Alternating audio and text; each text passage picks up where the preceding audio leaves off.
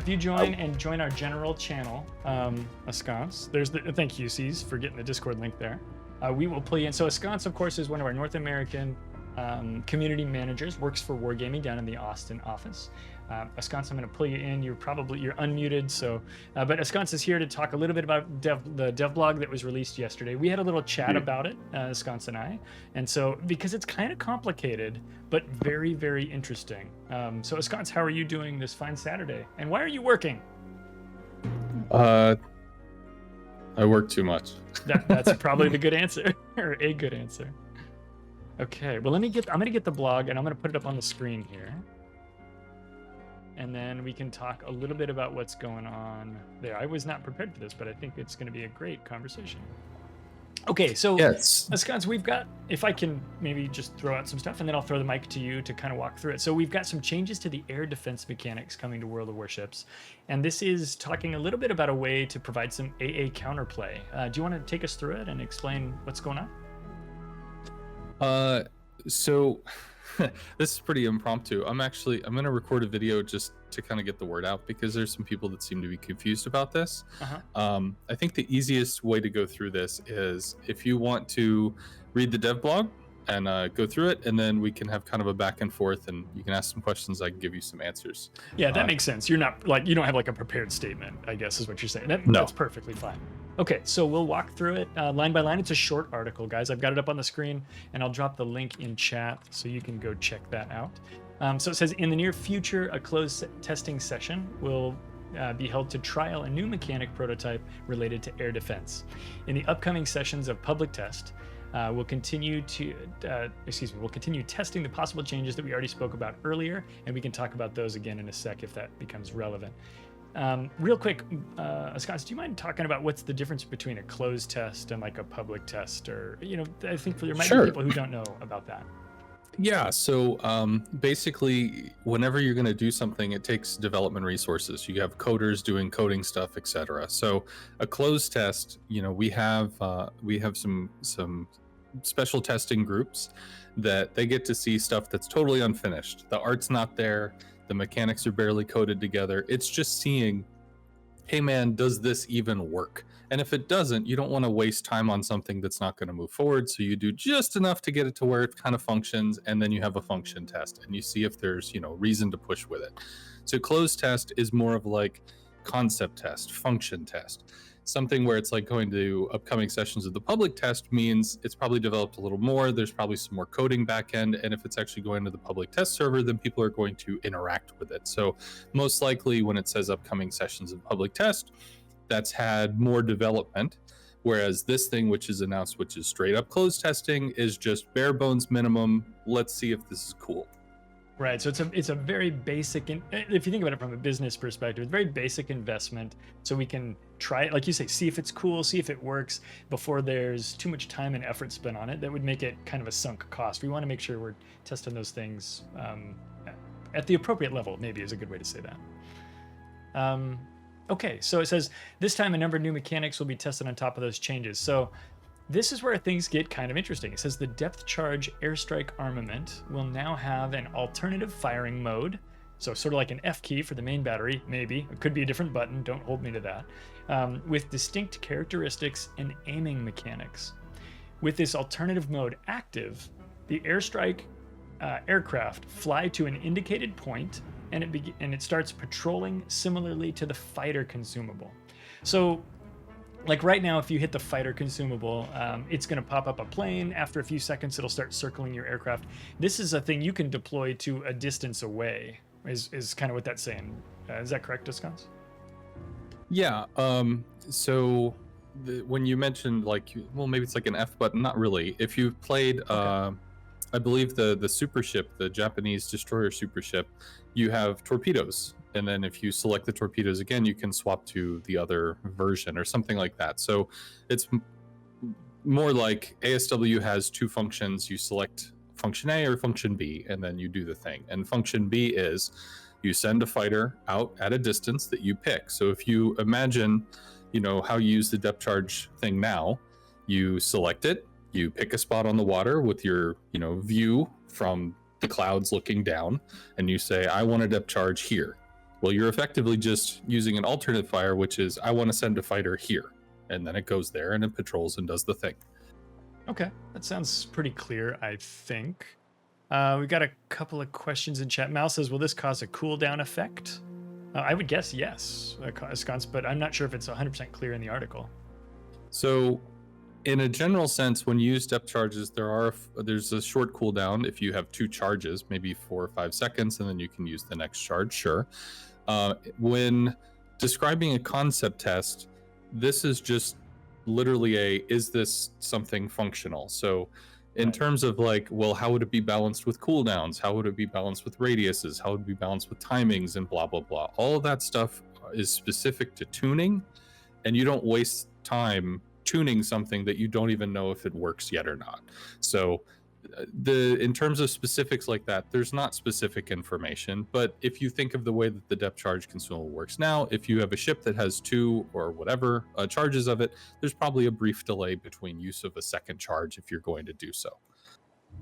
Yeah, that makes sense. Okay, cool.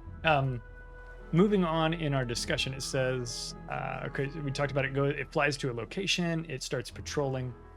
And then it says, while pursued by aircraft deployed through the alternative airstrike mode, in other words, well, I'll just read the rest of the sentence. While pursued by aircraft deployed by the alternative airstrike mode, squadrons completely lose their ability to detect ships. They can, however, still see ships that are detected by allies. I think there's a lot to unpack in this sentence. Basically, when these aircraft latch on, I suppose, to an enemy squadron, that enemy squadron is blind because I guess narratively they're distracted trying to save their own skins from these fighters that are chasing them. Ahskance, do you want to expand on any of that?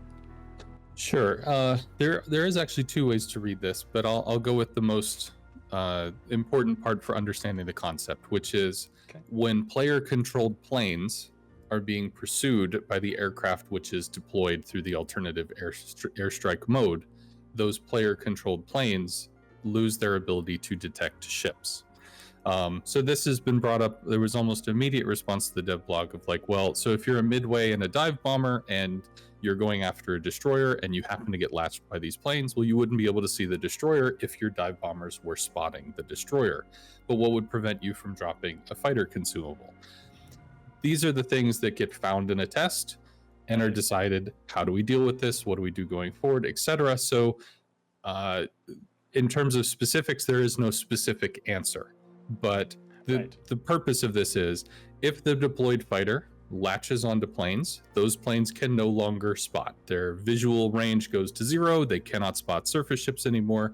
But a player who is using planes, maybe some torpedo planes or whatever, and you're going after a battleship, if that battleship is spotted by your allies, your planes may not be spotting the battleship, but the team spotting is still giving you that information, and you would carry out the attack as normal. Right. So that's actually kind of an interesting thing that, like, we were chatting yesterday in the CC Discord, and that kind of came up, and I was like, oh shoot, I didn't even think about that. That idea where if the airplanes are the only thing spotting their target and they get latched this way, they can't even see their target anymore. But like you say, if another ship, an allied ship to the CV who's trying to do the airstrike, this is complicated, but I think that's clear, is spotting that plane, they can still see because of an allied spotting that's going on there. Correct. So just to give 2 quick examples, I'll reference the one that I gave before, which was if you are in a cruiser and you've got a Shimakaze ahead of you 4 or 5 kilometers away, whatever, and they're spotting for you, and you see midway dive bombers, and you think, no, he's at the edge of my AA, it's not going to do a lot of damage. Shimakaze AA sucks. So how can I help him? Well, theoretically, with this concept, you could throw out the plane, and if it latches onto the bombers can't see the destroyer anymore until the latch time ends or whatever. Or if you are a cruiser that is behind an island and you're firing over the island and you really want to stay dark because that's what you do, and you see planes coming, if those planes are going to wander close enough to be able to spot your ship, then you could theoretically use this mechanic to try to throw planes to latch onto those and keep you dark. So rather than the current situation, which is if planes happen into your aerial spotting range, they see you, you're lit, you as the surface ship could have a means to interact with the planes to deal with your spotted status. Yeah, and that's one of those two use cases you just described, where you can use these to aid an ally, or you can use them to ensure that you remain shrouded in your location remains shrouded in mystery, are really intriguing to me. And we talk a lot about aircraft carriers in the community. I think a lot of community members are. They have concerns about aircraft carriers. We'll leave it at that today. It's a known thing. Yeah, it's not like a mystery, right? We're dancing around something that's pretty commonly known. Players are concerned about the power level of an aircraft carrier, but the ability to affect an aircraft carrier's spotting is intriguing, especially because we haven't really seen a thing in the game, to my recollection, where you can affect one of the things that makes a carrier powerful, which is spotting. But also kind of leave the damage alone. I mean, this could affect damage in some ways, but it's letting us as players interact with a carrier in a way that adjusts the power of one of the powers of the carrier without as much affecting the other. Now, of course, that's some Clyde plays speculation here and discussion there. But I like that we've got this ability to do a little counterplay. And another thing that I like about it is rewinding way back to before the CV rework. We used to have strafing fighter squadrons, which could come through and really take out enemy CV squadrons, and that was CV versus CV play. It was kind of a duel between these two players, but the players most motivated to resist aircraft are the ones who are going to be damaged by them, right? Now, there were some hero CVs back in the day that I played with who would love to play anti-air CV, and it was amazing, but there's also a lot of players who are out there and they'd rather get battleship damage than protect you from airplanes. And so moving this ability to resist those incoming aircraft to the players who would suffer the incoming damage is really, it should be something that I think players would be excited about, should this go further than just this closed test. I've said a lot of words there. I want to pause if there's any comments from Ahskance before we move on in the article. So I think when we finish the dev blog, I think we can talk a little bit about more the methodology and maybe what this is, like the goal overall. But as we go through the dev blog, we can just try to because one of the things I've noticed as a CM is a lot of people have read this and been like, what? And then they've got the puzzled cat face going on. So we can go piece by piece and then we can go with a goal, and that's probably a good structure for people to understand. I love it. That sounds fantastic. So let's continue on. So we talked about the spotting concern. Now it says, unlike fighters, these players are capable of pursuing an enemy squadron for an extended period of time. They do not, though they do not cause significant damage to their hit points.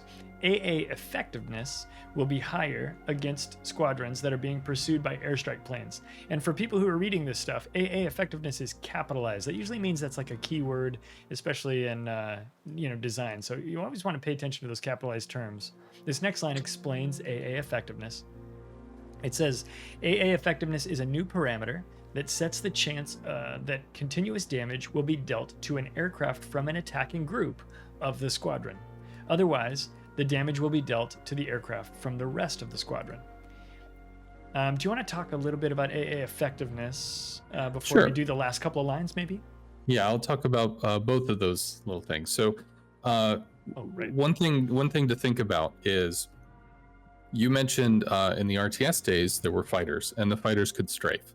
For those that don't know, if you landed a successful strafe, you murder-faced everything in the strafe. It all died. It was an extremely potent damage amount. These fighters, which can be deployed at range, are not intended to cause significant amounts of damage. It's a low level, it's damage, it's adding more, but it's not erasing planes. There's an extended period of time for the latch. I don't know what that is because this is just a concept test. This is not a tuning. It's not tuned yet. But extended period of times means if you actually land the latch, then there's a duration of time that you get the latched effect.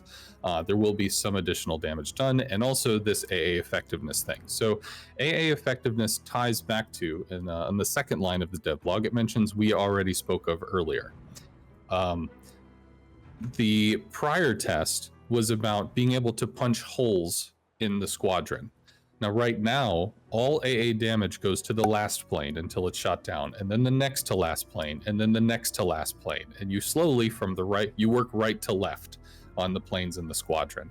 The planes on the left are the ones that shoot. The planes on the right are the ones that are waiting in line. So you're just chiseling down through the armor, so to speak, to get to the meat. Well, that change was actually talking about it's just going to pick a plane somewhere. It could be at the end, it could be on the left, it could be in the middle, and it's going to shoot it down. And instead of all the planes simply forming off to the left and keeping those squadrons full, the attacks, etc., it's going to punch holes in it, and those holes are going to stay. Which means if you shoot down a plane in a middle attack group, then that attack group, instead of having 3 planes to attack, it might only have 2. That's a 33% damage reduction. But not only that, there's also a chance you could be shooting down planes in the first attack group, which means the first attack could have reduced damage. AA effectiveness, as described in the dev blog, would increase the likelihood that your AA gunners are going to focus down one of those planes in the first attack group, which means the attack that's coming in will be blunted. It will be less. So basically, whenever you're shooting at planes, there's a chance you chisel down the front one, but if you have successfully landed a latch, it is more likely that you will chisel down a front one. So there's a direct interaction between you landing a latch with this mechanic and protecting yourself from incoming damage, which is pretty cool. Right. No, that is a nice change for players who are concerned about CV power, because as you and you kind of narrated it very, I think, very methodically and clearly there, but that punching holes in those middle squadrons, what that could lead to is CV players either dropping with a less effective airstrike, or also deciding that maybe it's not worth running those 2 planes that are left in squadron number 2 or whatever, and they want to just send them back to the carrier. So it's going to add some decision making to carrier play that hasn't historically been there, because it's chewing through those planes from left to right, as you described. Whereas the right planes are the striking planes, the left planes are the damage taking planes. That means any poor pilot who's in that last squadron is really there just as a you say, a meat shield, right, to kind of take the hits until we figure out how many strikes we can get off before we have to go back to the carrier. So that's some of the impact of that change that they're also testing. I just posted the article on the web blog, or the dev blog there in the chat for the changes. That's for the older dev blog, yeah. That's correct. And I'll repost the new one as well for anybody who missed it when I dropped that earlier. So I just want to correct something you did say in there, that the planes go right to left, or the AA affects them left to right, I think, as you said. It's actually the opposite way. You're right. Like if you queue in the line, the people on the left go first, the people on the right go last. So effectively, the way that AA works right now is that all the planes to the right are armor that can help get your planes through to the target. Whereas the change would theoretically make it pick kind of a little more random, which the armor is not so armor anymore. It's more about sustain. No, that's a good clarification. I'm glad you caught that and pointed it out, because I'm not trying to add confusion. We're trying to remove it. Thanks. Okay, so we'll read. I think we've got 2 lines left here at the end, which says, at the same time, the airstrike aircraft themselves are incapable of detecting ships under any circumstances, and they are vulnerable to AA. It says this new mechanic will allow surface ship captains to more actively defend themselves and their allies against enemy aircraft by reducing their spotting potential, and it will also make the airstrike armament more versatile. So if there's anything you wanted to kind of walk through on those lines, that'd be great. And then you were talking a little bit about kind of the goals of the design and wanted to talk about that holistically. Yeah, so just to tie off those last 2 lines, there was a lot of concern, I think actually in watching Flamu's reaction to this dev blog, his immediate thought was, oh my God, all surface ships are going to have plane spotting now, readily accessible. No, this is not about providing a different form of spotting. This is simply about having a mechanic that allows you to interact with air assets. So then, yes, the planes are vulnerable to AA. The planes that drop depth charges are also similarly vulnerable to AA, although they go really fast and it's hard to shoot them down. These will also be vulnerable to AA. So, for instance, if they do latch onto a friendly carrier, if the friendly carrier has a nearby ally, or a CV player, whatever, has a nearby ally, they could fly over and that ally could shoot down the latched plane. And then it does mention in the end, and there does seem actually to have been a bit of a confusion about this. The new mechanic will allow captains more actively defend themselves. It will make the airstrike armament more versatile. If this goes through and is used with the airstrike, the ASW function, because right now we already have a function in game that we can use to test. if it ends up staying with this function in this format, etc., then it would make the airstrike armament more versatile, because you may have a game that doesn't have a sub in it, which means the airstrike armament doesn't do anything unless you try to throw it somewhere and see if there are AA tracers, because some players do that, but it doesn't have an impact on your play. Well, if it has a dual purpose where it can also interact with planes, then it could theoretically interact with CV planes. It could also interact with hybrid planes, meaning that if a hybrid pops up some planes to try to get some spotting, you may have a tool to interact with that.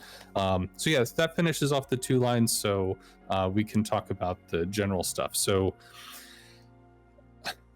I have had a lot of conversations about people being frustrated with CVs. I'm known for CV play. I also actively seek conversation to try to learn where people are frustrated.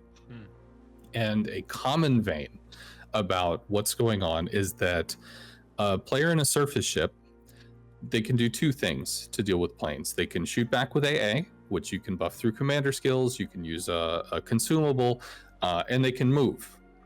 However, moving is not always something that you can do, because you may be pinned down by enemy fire. Now, technically, that's something the CV is going to use to their advantage, but in terms of your ability to interact with the planes, when you can't use a very large part of that, it feels pretty uninteractive. And the common complaint is the CV player gets to play the game, and the surface ship gets to hit the O key and watch the result. Right. So the best way that I've been able to relate that in terms of like how to understand the issue is if you think of a game called Mortal Kombat.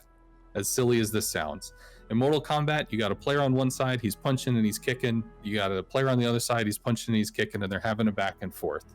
And the description that people are given are basically one side is punching and kicking, and the other side is just kind of hitting the block key, or is hitting the automated response key, and they just don't feel like they're having an interactive experience. Sure. So there have been some responses to this dev blog like, well, why don't they just get rid of spotting or mini-map spotting or whatever? This is really interaction focused. You are interacting with the planes that are out there trying to come in on you. You could put fighters somewhere that could block an attack line, so they can't get to you now, or they have to go further out. You could use your fighters to interact with the enemy planes and help your teammates by blinding them or dealing additional damage and other stuff. It's a way for lack of a better term, for player 2 to punch and kick at the planes that's not an automated system. It's more of a skill shot. It's more of an interaction, which I think, I hope people could be pretty excited about, because I think it's pretty cool. Yeah, I think the idea that I can do something that has a variable amount of effectiveness based on how well I do it is that will be very appealing to players. We had a chatter a minute ago. Jabberwock said, in tier 6 games with 2 CVs and 2 subs, boy, that ASW module could be overworked. I think Jabberwock, I think that's a commonly held fear, and it's definitely something we should be monitoring and thinking about. I'm gonna, at the moment, I'm gonna be cautiously optimistic that Wargaming is aware that happens, but we'll see how that goes. Obviously, many of us would like to use all 120 keys on the keyboard to have different controls. I think there's probably some sensitivity to the concept of how many different consumables and buttons we have. That said, I am a big fan of, I would like to have those be 2 separate things so I could use both of them, obviously. But we'll see how it pans out. And I think, again, right now this is early stages. We're talking closed testing, minimal investment. Who knows what the final mechanic will look like? And so that's something we'll monitor, I think, as time goes on. And certainly I'll be talking about it on this channel. But yeah, Ahskance, I think the concept of being able to actively do something, and the thing I mentioned earlier, which is the player who would be taking the incoming damage is the player who gets to actively do something, is really great. You don't feel like you have to rely on other people who may or may not have your best interest in mind. Your non-divisioned carrier in your match might not, be as concerned about your survival. And they might be the best sidekick ever. You just don't know. And so giving you the ability to kind of skill shot and to use your term there and avoid this incoming stuff, I think that's going to be appealing. I've got a lot of interest in this mechanic. I'll be watching this one as we hear more about it for sure. Just to respond to the concern about, well, what if you have planes, but you also have subs? Yeah. One thing that is common in our game is there are a non-insignificant amount of times that you're going to be outnumbered and you're going to be focused by multiple enemies at the same time. In which case, it's not about you being able to shoot at every single enemy and attack every single enemy at the same time. You are always constrained by the limits of what you have. And ideally, you're also bolstering your limits by having teammates which are also providing more. So yes, this provides a skill shot against planes, but your teammates also could have that skill shot against planes that could help. That skill shot against subs, your teammates can do the same. So I wouldn't necessarily jump immediately to the, well, what if we're in a 2v1 situation or a 3v1 situation? Because you're never in a good position when you're outnumbered. That's just the reality of it. The more important thing I would say is the focus on our game, especially like artillery gameplay. Even if you think of Dutch cruisers, their gameplay with the airstrikes, it's a skill shot. It's a thing that you take, you try to lead your target, you try to make sure that it's going to have an interaction, and you do the best you can. And I think a lot of people really enjoyed the skill shot based focus of our game. And if this can fall into that function, then that would be pretty kicking. There was another question about, well, what happens with ships that have, depth charges? They don't have the ASW strikes. That is something that if this test shows promise, that's something that we can review. So, for instance, the Hindenburg has depth charges. She doesn't have airstrikes. If this test is something that we feel is a good mechanic that we want to dive more completely into, then we can revisit that and see what we can do there. So it's all about seeing what happens, finding the results, and then making informed decisions. And we don't have the information yet, so that's something later. Yeah, World of Warships, Wargaming, I should say, provides a lot of this information early to us. This is a games as a service kind of concept, right? And so we get to see this stuff as it's in development. Wargaming shares this with us, and sometimes I'm like, wow, they shared that with us early. Like, why would they want us to argue with them about that before it's half baked and everything? But this is one of those things where I don't feel that way at all. I think this is really interesting. You talked about tunability and how that comes in a later phase of development, right? And I think that's definitely obviously true for this case. I think when we look at this, we don't know a bunch of things. We don't know if it's going to be this, and I'm just going to ask a bunch of questions. And we don't need to answer these questions. So we don't know what ships it's going to be on. We don't know what the reload and the cooldown is going to be on. We don't know if it's actually going to be shared with the ASW strike. We don't know if it's going to be universally applied and all the metrics for everything are going to be the same. We don't know if the radius and the speed of the planes is going to be the same. I think there's a lot of tunability there. And so it's good to wait and not wait and just be like passive, but pay attention and be interested and provide feedback to Wargaming on the forums and on the Discord and things like that. If there are questions you have or thoughts that you have, we can certainly go those directions there. Well, if you have any other questions or if Chad has any other questions, I'm more than happy to answer them. But thank you for going over this, and also thank you very much for the golden barnacles. They were quite enjoyable. That's awesome. So Thanks. I happened to be here and thought this would be pretty kicking because I don't know, maybe you'd be up for it. I guess you were. Yeah. Thanks, man. I appreciate having you here. This is a great opportunity. If you're not opposed to it, I might drop this on YouTube in case there are good answers and questions here.